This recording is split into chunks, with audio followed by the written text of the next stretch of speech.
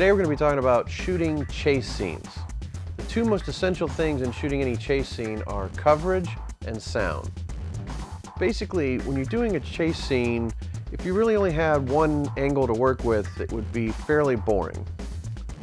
Having multiple angles, pre-planning to shoot a lot of angles such as close-up of the hand on the steering wheel, close-up of the speedometer, close-up of the tire spinning, a wide shot of the car, switch to another angle, a wide shot of the car as it pulls away.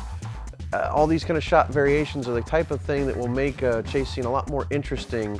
Psychologically, you will affect the viewer by having more angles to look at, and showing them more shots in a faster order will make it a lot more tense.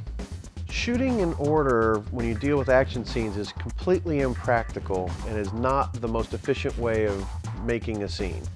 When shooting an action scene, you'll tend to want to shoot all the different types of shots together.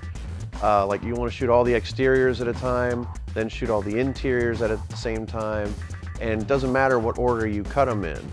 Things like in the example of our car chase scene, the last thing we shot was the speedometer, which was shot on the highway hours after the shoot downtown. They say that sound is 50% of the experience. Never is that more true than in an action scene.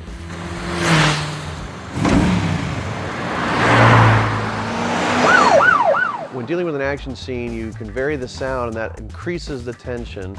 It affects everything about how the viewer feels about the scene just as much as the visual images. In most cases, when dealing with an action scene, you will create virtually all of the sound effects in post-production. As I did in this scene, every single sound you hear was created in post-production from the sound effects library.